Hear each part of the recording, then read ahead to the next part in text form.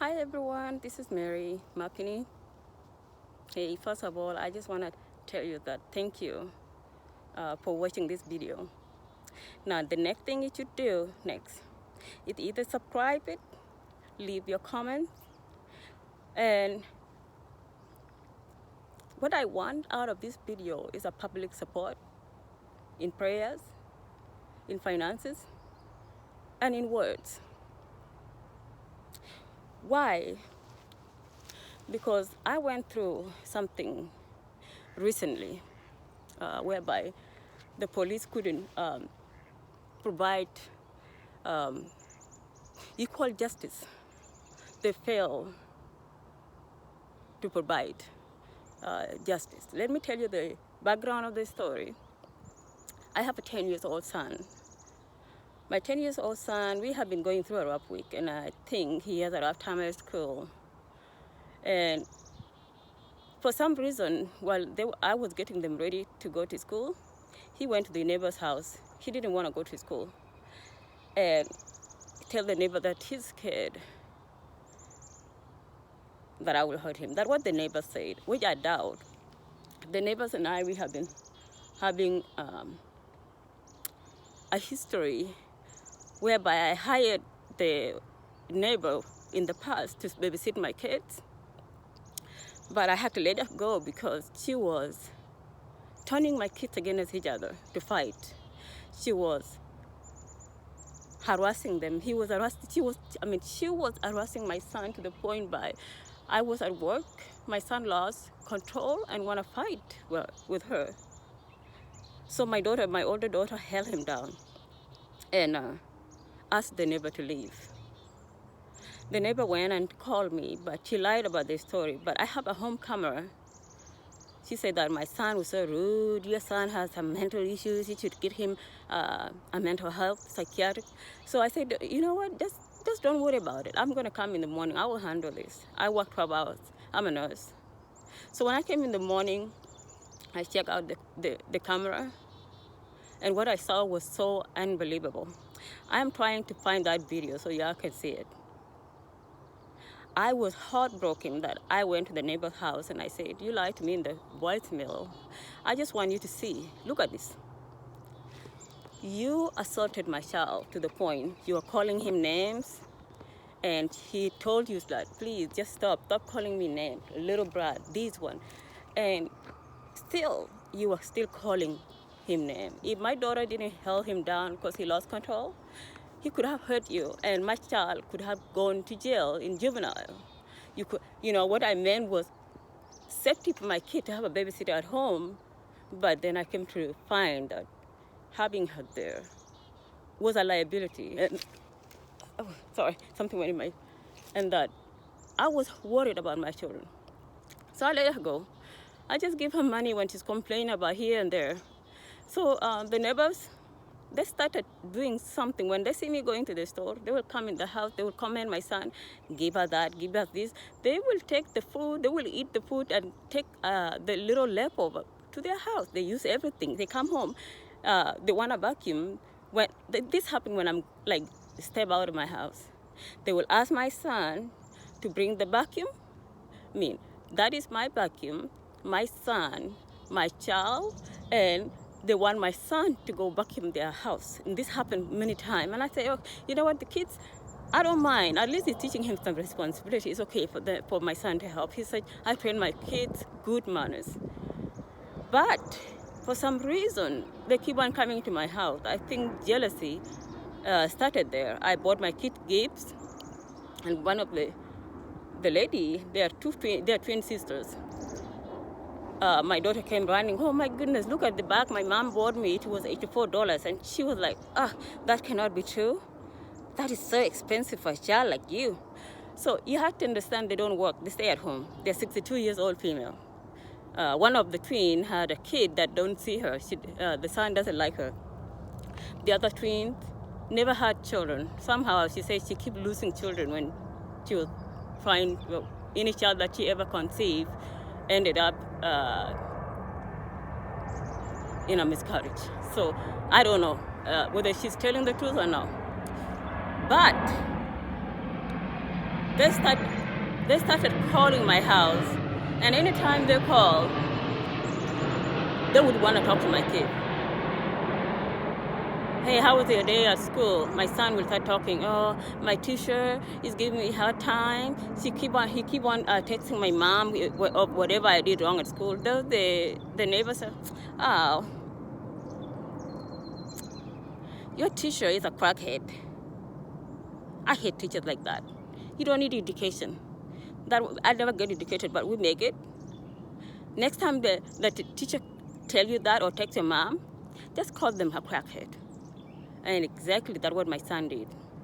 And I got a text for that from the teacher saying that you should talk to your son, tell him, write an apology to the teacher that he called a crackhead, and so that he doesn't get suspended from school. I solved that. I make him write an apology later. The whole day. I mean, I make him write, no typing. You write it with a good handwriting, with a good grammar. If it is a wrong handwriting, I can't read it, you have to do it again. I make my son write the letter until he cried. And he never did that again. Second, he's 10 years old. She calls again. You know, she called my house like 5 times a day. I have a home phone. And same thing again. What is going on in school? How was your school today? My son said, you know what? I have this girl at school. I think I have a crush on her. But there's this guy, little other boy that like her. 10 years old. Good Lord. So the neighbor told my son, if I were you, I'll beat that kid up.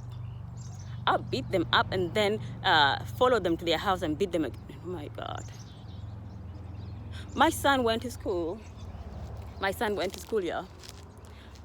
And beat the kid up. My children never fight.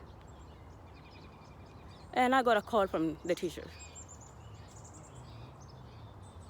that he did that, and he was threatening to go to the kid's house and beat him there. I grounded my son. There's no computer. I took every game away from him. And I just put the books in his room. I said, you gotta be reading. You can only use the computer when you're doing the homework, but that's it in my supervision. My son told the neighbor, and my neighbor said, next time you get in trouble, just come to our house. We will raise you. We love children. Some moms are bad. That's why some kids kill their mother. So, my son one day went to the bathroom. That is my tent. I clean up. I wash my house. I was doing carpet cleaning. Clean up the bathroom. He went to the bathroom, used the bathroom, and forget to flush it down. So I asked him to flush it down. But he said he didn't do it. I wasn't the one. It must be my sisters. I have 2 other kids, my children, my daughters. So his sisters. I said, Ben, but you are the one that went to the bathroom. Can you tell me the truth? Why you keep on lying? And that I become frustrated, because this is not the first time. I train my kids to be loyal, to be honest. Because I work in correction for many years, and if you let your child get away with lying, they will be manipulators for the rest of their life. And it is my job to make sure that my kids face the consequences of their actions. We are all liable. We are all liable to whatever we do. If it is something that we did good, then we have the asset of getting something positive out of it. But if it's something that we terribly did bad, then we have the liability of that. We're going to face the consequences. It is a part of life. It's a part of life, and it's a part of learning. That's how we learn. That's how we grow.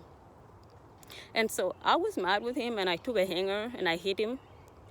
I hit him in his butt.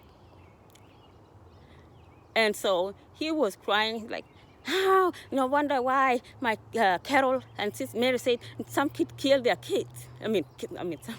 Some kids kill their parents. You're bad. They say that they will take care of me, blah, blah. I said, that's it. You're not talking to them again. That is on March 8th. and I stopped my kid from talking with them. So they start knocking at my door. I told my kid, don't even open my door. Don't let them in. What they had done is they have crossed the line. I had helped these neighbors. They don't work. I had paid their rent. I dropped them up because one of them doesn't even know how to drive. I give her bus money when she come complaining to me.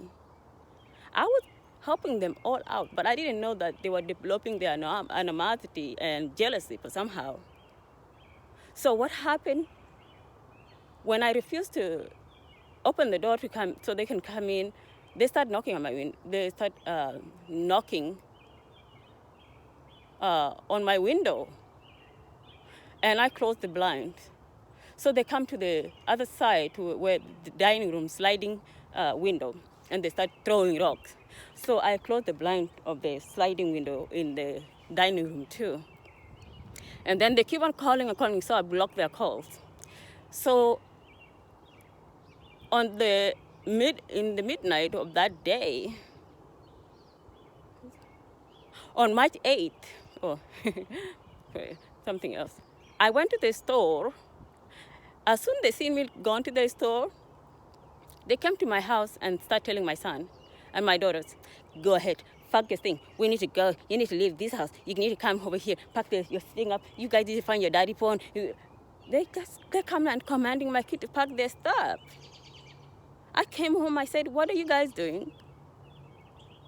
Oh, we just want to take the kids out, you know. We thought that you wanted some time, some break. You work night and you have not been sleeping well, so we're just going to take the kids out. I said, why are they packing their stuff? Well, we just want to take a little something here so that, you know, something to change. I said, listen, leave my house. Get out of my house.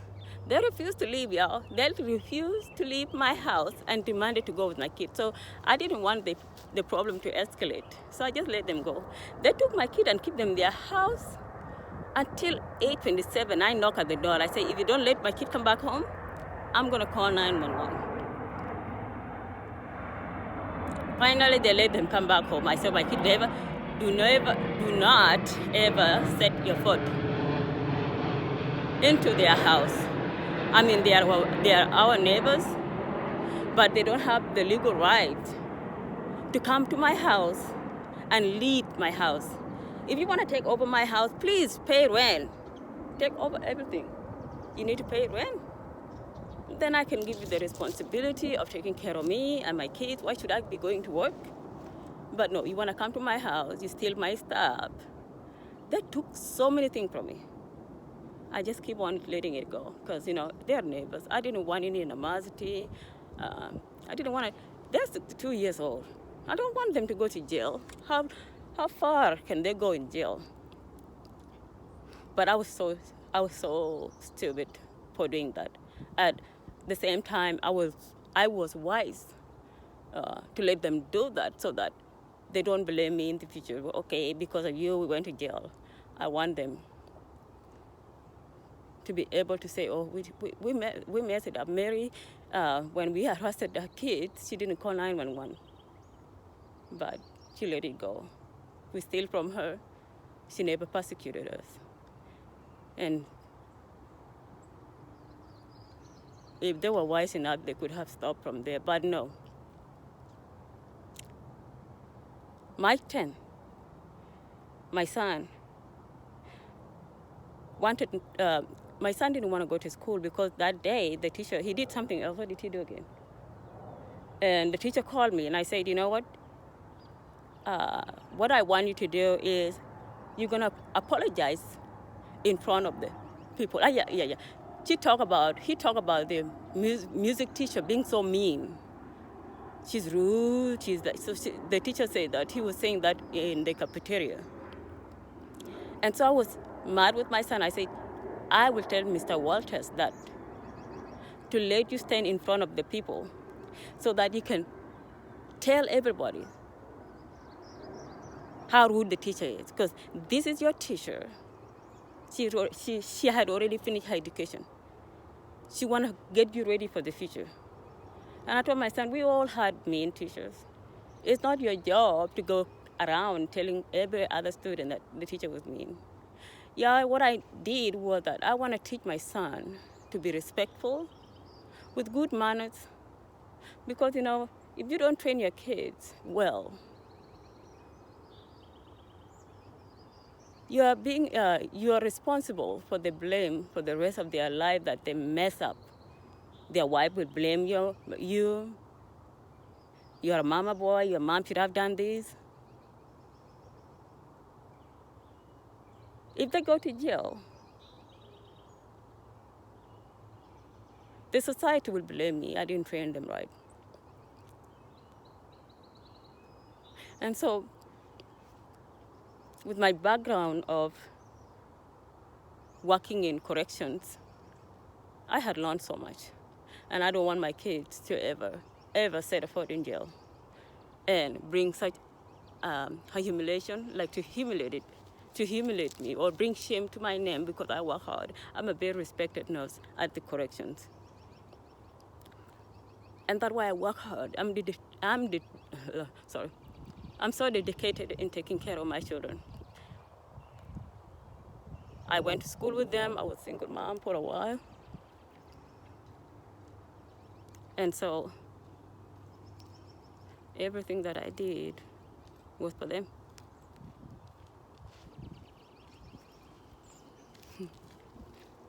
And so, And so what I wanted out of them was a bright future, whereby they would grow up and be responsible with good leadership skill. Not that kid that is going to grow up and be blaming everybody else for their mistake. That's why I left their father, because he is that kind of a manipulator. He never grew up, he never learned from life. His way of life is to lie. And he thinks that with lies, he can get away with it. And that has gotten him in so much problem with his life. In his life, I mean. Up to now, this man never changes. I gave up on him. But I cannot give up on my son. This is my child. It's our child, yes. But nobody can feel the pain of the labor except the mother. And I love them so much to see them go wrong. So because my son knew that I had told the teacher that he's going to stand up in front of a student and tell the entire school why he thinks the teacher was rude, my son went to the neighbor's house and said, my mom I'm afraid she's going to hurt me. The neighbors opened the door and they refused for him to go to school. I went and asked for him because the bus was about to come, but they told me to go away. And they called 911. But I also called 911. I said, my child is detained at the neighbor's house, and they wouldn't let him go to school. The police arrived here. They came, they talked to us, but the neighbors told the police, oh, she's abusing the son. The child is scared. She's a very abusive mother. She's not so good. She's abusing her kids. So the police, they came over at 8:17 in the morning. The bus came at 8:45.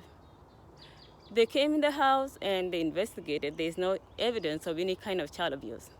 So they left. But you know what? They left my son at the neighbor's house.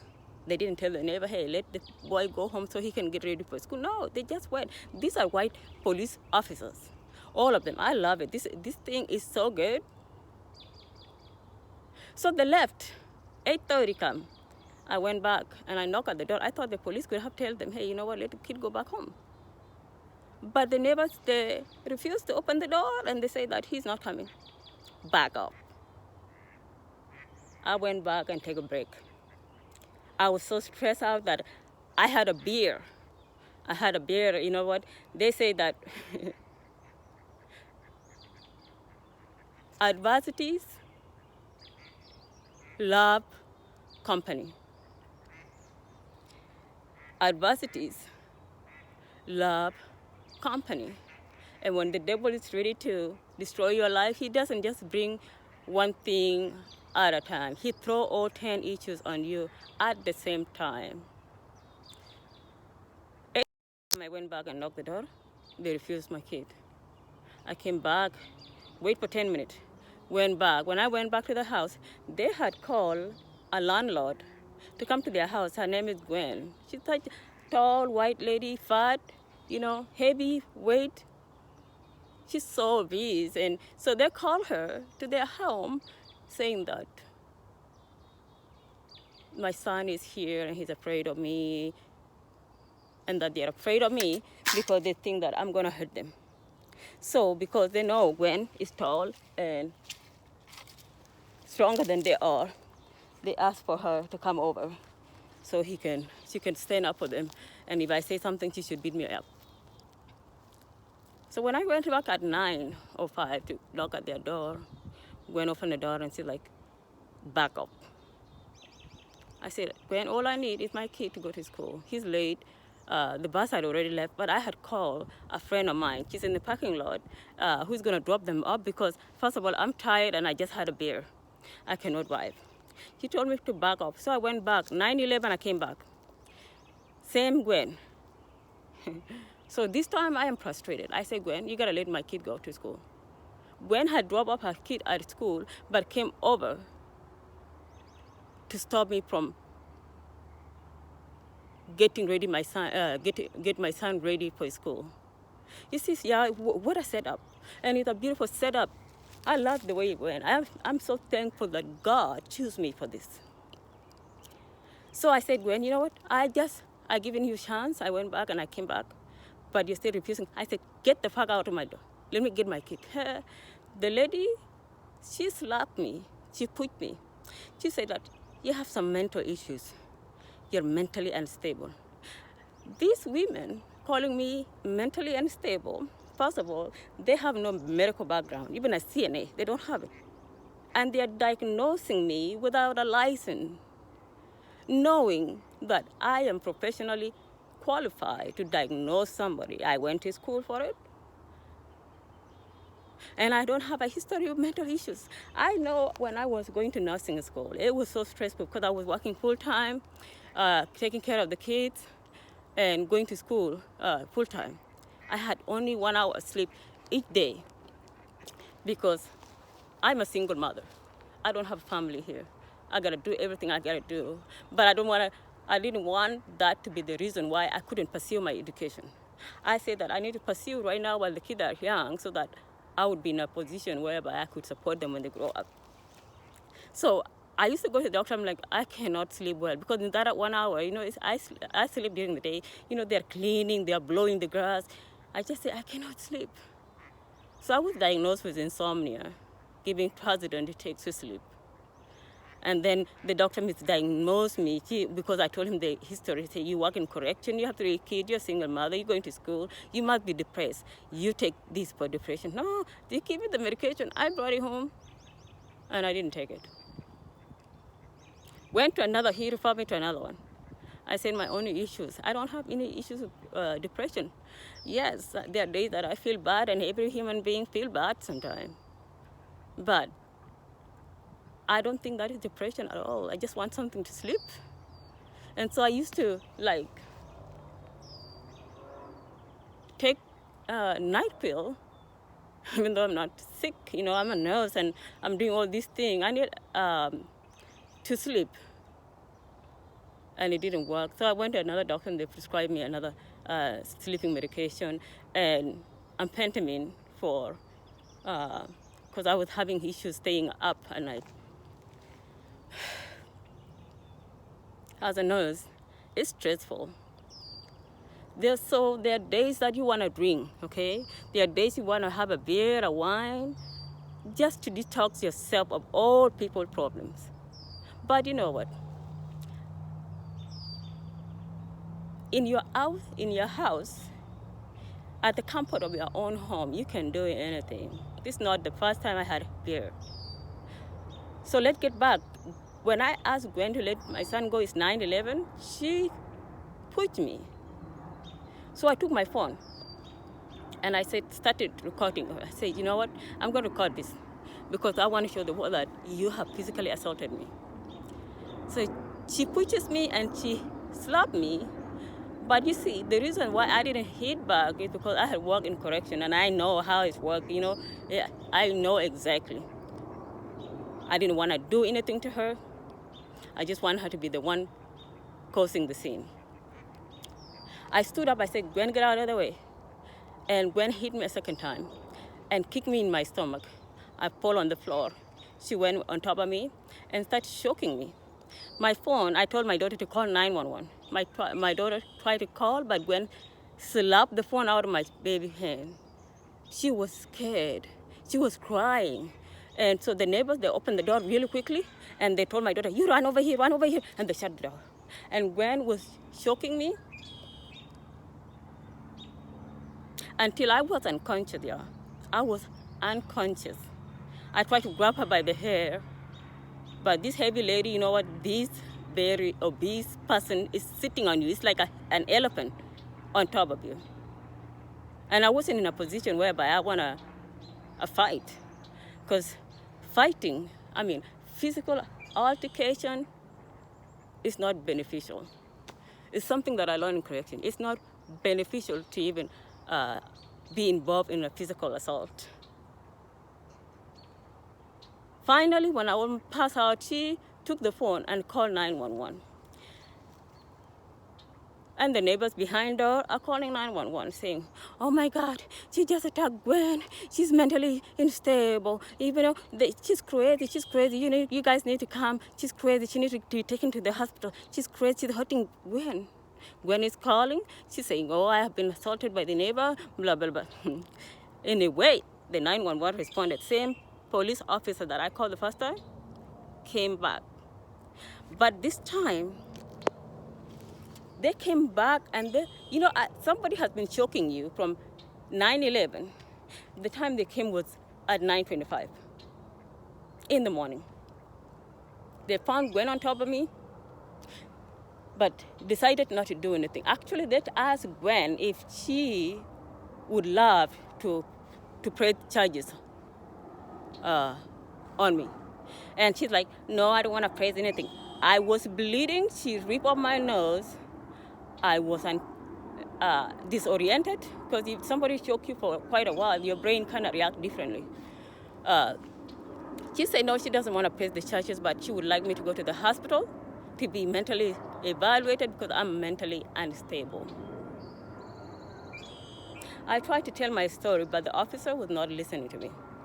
They listened to their white folks. An officer who has not been talking to me, I have been talking to Mr. Garlander. Her name is Mingler. She hasn't talked to me even once, but she decided to come over and arrested me. I said, you know what, Mingler? I had worked in correction for many years. I know which cell to go to, which wing to go to. I work at the school jail. So yes, I was rooted. Fuck you. So if you want to take me. But I'm telling you, you're going to pay for this later.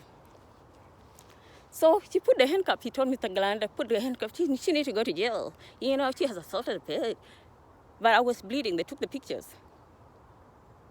And so they handcuffed me. They handcuffed me and they put me in the cop car. I was crying. I was miserable.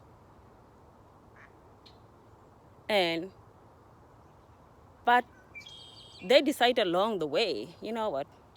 We're not going to take her to jail. We're just going to call the paramedic to take her to the hospital. Under involuntary order, the AMR arrived and they put me in the AMR to be taken to the hospital. Involuntary means that you cannot leave the hospital. You have been ordered. Involuntary detainment is something that is done by a DCR. A DCR is a public crisis respondent. If there's a crisis, somebody's going mentally ballistic, DCR is called to evaluate, and they decided that decision with a court order. This officer just involuntarily committed me to the hospital against my will. While I was gone, same neighbors, he remember, they told my son they were going to take care of them. They called CPS. My kids were taken away by the CPS. I wasn't aware about it. But at the hospital, I was worried because my older daughter already got her, she went to school. So I was so worried I was going crazy. Okay, they'll take blow here. I test positive for the alcohol, but I already told them I drink beer that morning. I was so stressed. At the hospital, they couldn't let me. The doctor came, evaluated me. They drug test me, drug negative, except amphetamine because I take Adderall for neurolepsy, which means, when you work night, I work 12 hours, sometimes 18 hours. You get tired, you want to sleep. Adderall help you stay awake. That is the only thing that was positive, and alcohol. But my alcohol level was not that high, whereby I was mentally impaired. No, I was alert and oriented. I answered question fine. So they tried to penalize me, saying that, oh, the kids need to be taken by the CPS because their mother's drunk and she's abusing the kid.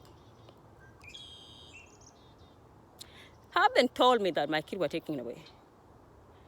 At the hospital, at St. Francis Hospital, the social worker came and told me that your kids have been taken by the CPS and this is the number that you should call so you can talk with them.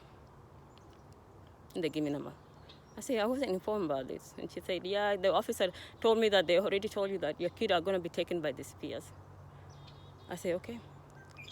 And then the doctor came in and cleared me. He's like, there's nothing wrong with you. You're mentally stable. You don't have a mental health history. You don't have psychiatric history. We just see here that you used to have sleeping issues. And there was one time you were diagnosed with depression, the medication that was given to you. But based on the evaluation, he concluded that I didn't have any mental health issues. And I was let go from the hospital. I returned home to my house, and I decided, you know what? I just want to see it for myself of what happened. What happened? What caused me to go through this? And so I started watching my home camera videos. And surprisingly enough, while I was gone, while I was involuntarily committed to the St. Francis Hospital, same neighbors, same people.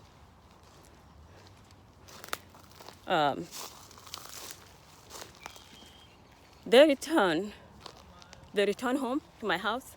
They took the keys before my kids were taken by the CPS. They took the keys from my kids. And after my kids were gone, they came to my house and started taking things. All recorded on camera. So I called 911. I said, you guys need to come. I need a civil standby. I said, why? I said, I viewed the videos, and it seemed that the neighbors had the keys to my house, and based on what I see, they have been coming to take stuff from my house. So I need somebody to come do a civil standby and get my keys back and ask the neighbors, please, whatever they took from my house, I need it back. Same officers came, Garland and Mingler. They came, Mingler went to neighbor's house, they asked for the keys, and they gave her the keys, and 2 bags full of my kids' clothes. 2 bags of kids' clothes. This is a police officer that could have said, hey, why would you take things from my house when she was gone? But no. She gave me the keys, and she said, I said, hey, I just took the bag in, and I was so exhausted from all this emotional thing that were going on. I went to bed straight away. And then in the morning, I woke up, and I went to RJC to file for anti-harassment order, protection order against the neighbors so that they can stop bothering me. Came back home, noticed that I am missing jewelries, my kids' jewelries, my jewelries, I had Amazon boxes, so many of them that were delivered because I was trying to start this small healthcare business that I was planning to do. They are all gone. So I called the police again. I said, hey, I'm missing an item in my house, and I need somebody to come over here to stop the anti-harassment protection order to the neighbors and to write my police report because I'm missing things from my house, and I can see in the camera that my neighbors were in here while I was gone, and my kids, they were not here. And they were taking items. You know what? The police came. The one that responded was Mr. Stillwagon Shot.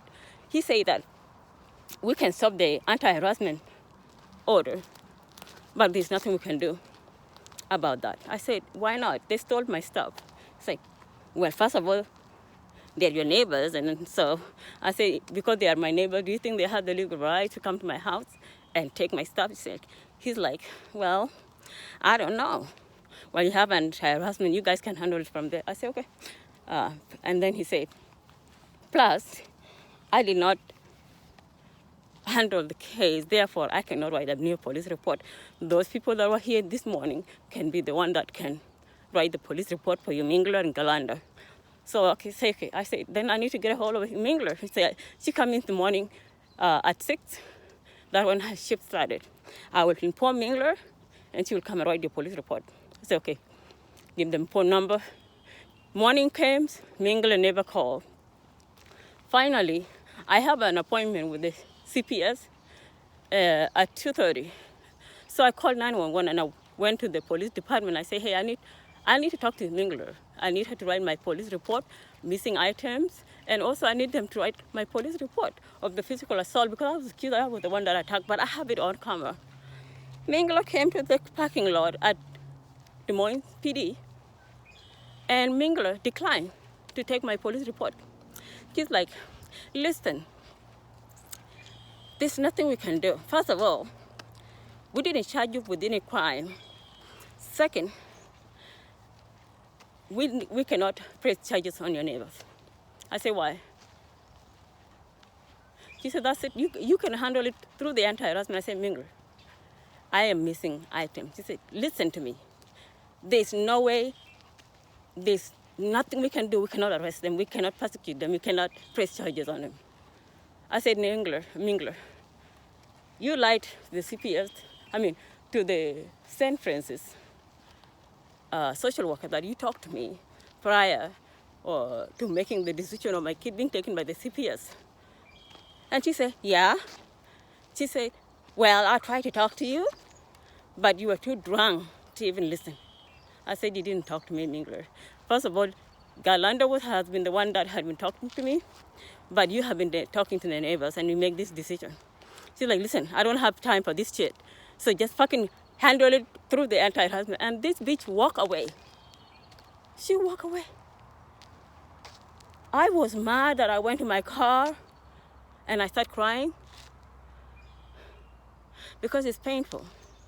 When you are in a position whereby you are the victim, vulnerable, and the person is the PD, person who is supposed to be handling legal issues with knowledge of law enforcement. What are law enforcement?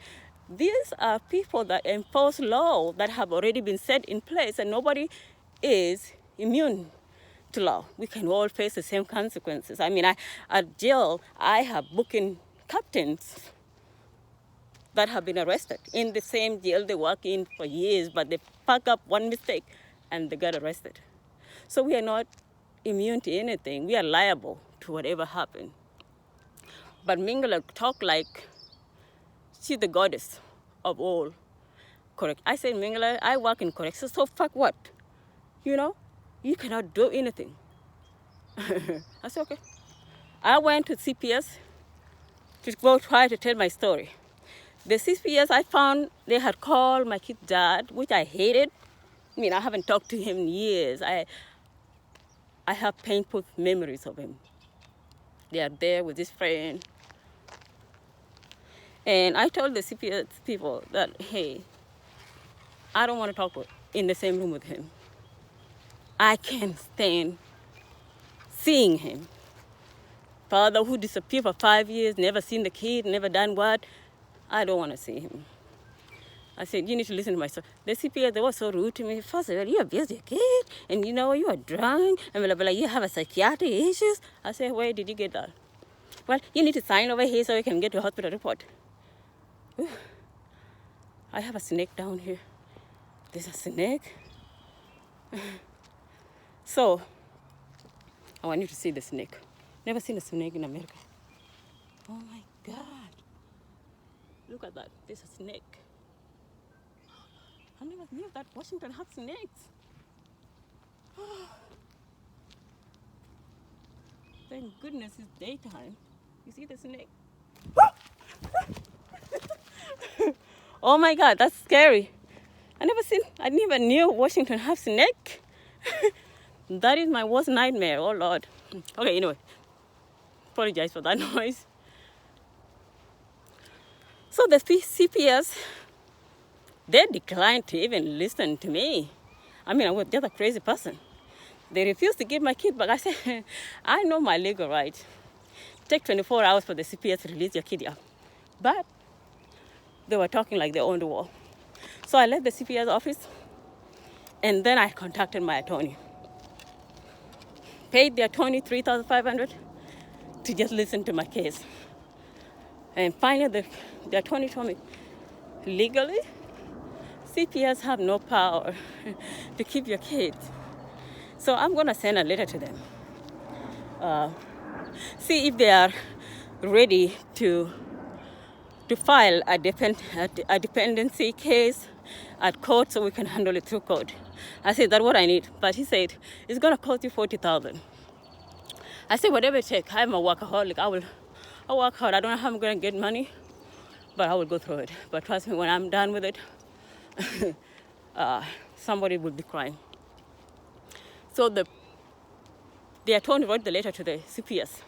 Surprisingly enough, the CPS declined to file the dependency case in court because there were no evidence of child abuse upon the evaluation of my kids. This was just a fabricated story. So, called the CPS investigator. I say, hey, my attorney want to know if you guys want to file the dependency case in court so we can talk about custody for the kid. They said, no, we have given your kid to your ex-husband, whatever he is, the kid dad, and we said, y'all handle it through the family code. You have to coordinate that. I said, why don't you want to file dependency case? This is child abuse, whatever. We say that there was no enough evidence supporting the claim that the kids have been abused. Therefore, we have to handle it through the family code. That's it. CPS back off from the case. They stepped down. I said, we need to go to court. They're like, well, you can go by yourself. We're not coming. My attorney said, oh, that's a good thing, because if they could have pursued with the court, you are looking of about $40,000 to $50,000 because dependency cases are very complex and difficult to deal with. I said, that's good. And then he said, it's a good thing because it could have gone against your license too. It could have been stated that you are a child abuser. I said, that's good.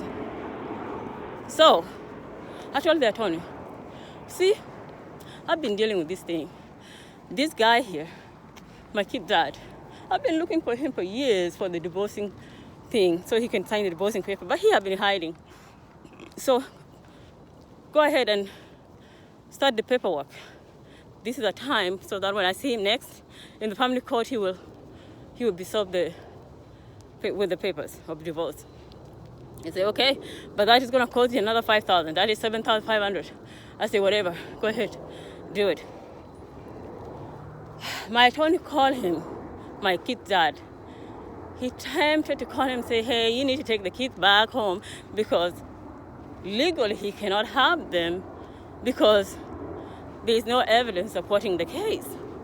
So he called him. My kid's dad doesn't respond to the calls. He doesn't call back, which is ridiculously stupid because you cannot ignore the attorney calls because you never know, and that will go against him. Then finally, he did something stupid enough.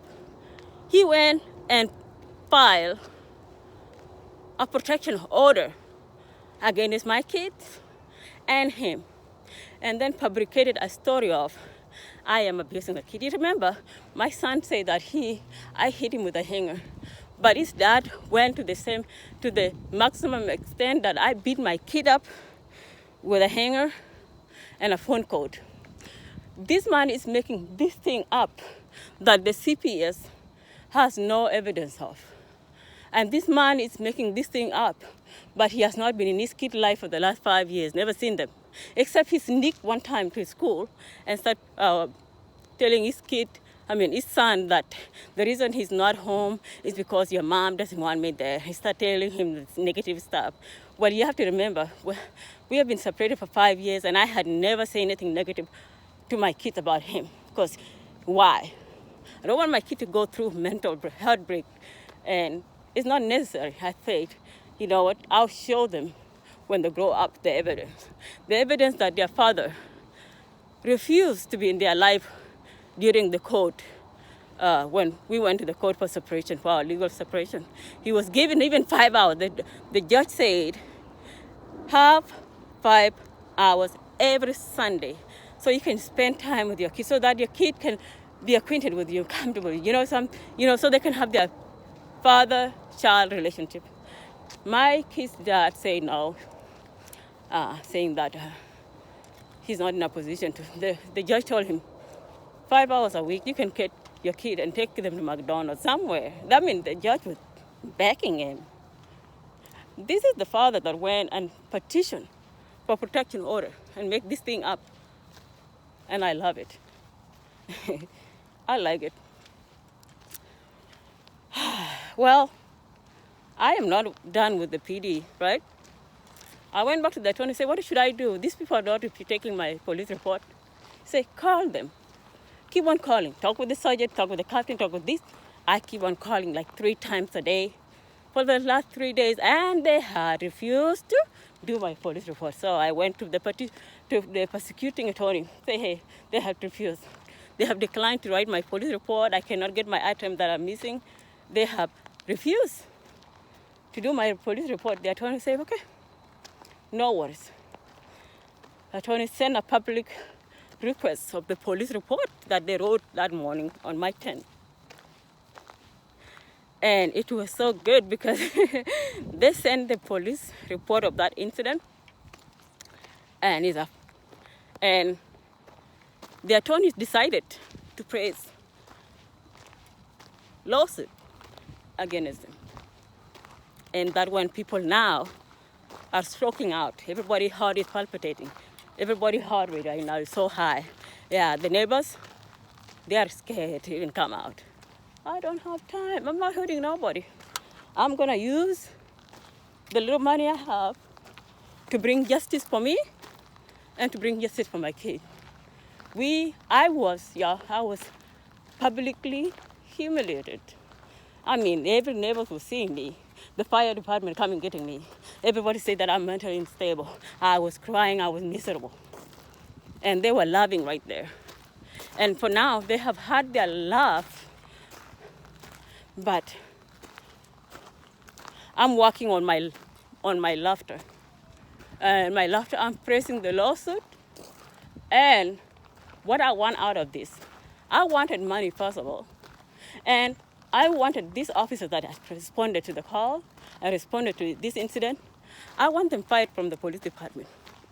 And trust me, when I set my head into something, I make sure that I completed it. I went back and I just listened to myself say, oh my God, why did this thing happen to me? These are the things that we ask each other sometimes when the misery falls on you. And I come to realize, oh my God, this is a good thing. This is God's plan. I think God chosen me for this because I feel like these police officers might have been enforcing the law differently. And I feel like there are some people out there with a broken heart, with no way to go on with life because their life have been ruined by the police officers such as Mingler. And because they didn't have the resources to fight for their justice, they are just mentally out there suffering. And I say, oh God, at least God trusts me enough to go through this so I can bring justice to those who are heartbreaking out there. Justice to them by saying that Mingler and Galanda, Stillwagon, and Plain Chad will not ever be in the police department.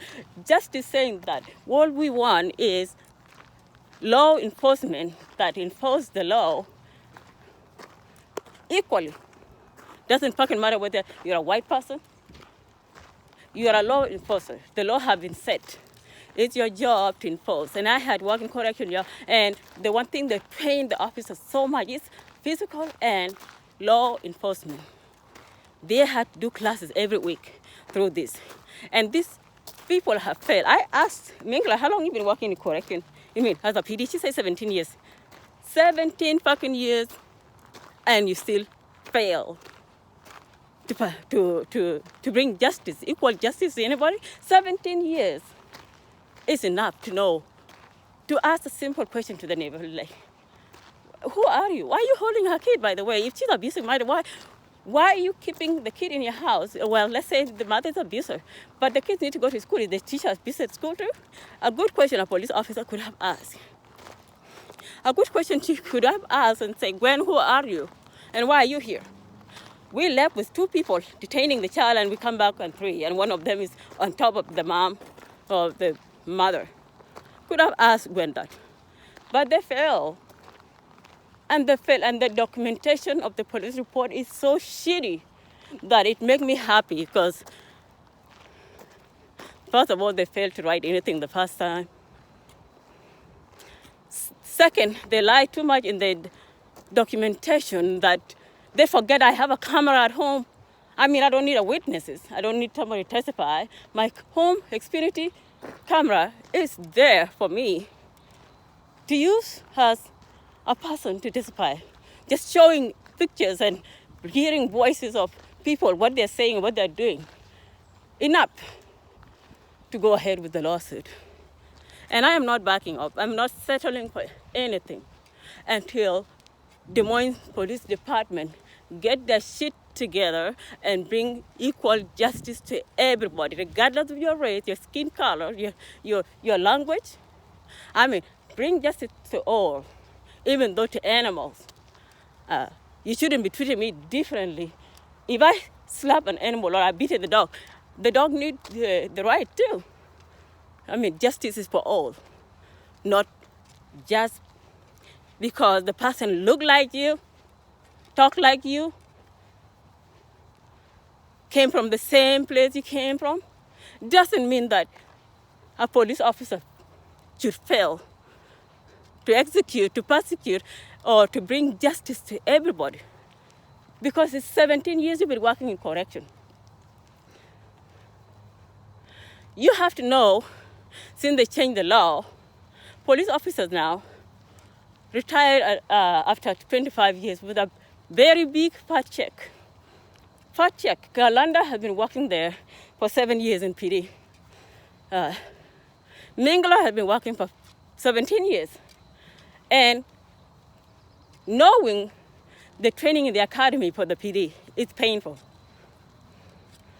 For you to be malpracticing, to be practicing at this level, knowing if you get fired, it's hard to get a job again. I mean, I'm fine, because I'm a nurse, I can work anywhere. But for the PD, it's a pain. Man, it's a pain to be accepted, the polygraph, and the physical, and blah, blah, blah. All this stupid training they had to go through. And it's called, you have to be pepper sprayed, and you have to be tased. All of this painful thing. If I was a police officer and I get the job through that kind of pain, I would always be careful. Because I don't want to lose my job. I don't want to start over. It's 17 years. I have like how many years remaining? Like 10 more. I mean, how many years? 8 years? 8 more years to retire with a fat check coming in my bank account every week from the government. But Mingler has been the goddess of the police department. And I just want to let Mingler know that by the time I'm done with this case, I will have the money, but she will not have the job. And that's why I I'm posting this video because I want a public support saying that we need only police officers that knows what they are doing. I don't want a police officer saying, oh, I don't know. We need police officers that if they are contacted to investigate a case, that they bring justice, equal justice to all. They don't have to be white. And this was just so, it was just so shit because all I have were all white people around me. And I'm not racist. I hate racism. I love diversity. I learned so many things from people around the world. And I have been all over and everywhere. To be stupid enough to be prejudiced, stereotypical, or to see somebody else in a different way. I'm a nurse. And one thing that is so common is that the blood is red for everybody. Your blood is not white. When I draw it in the tube, it's red.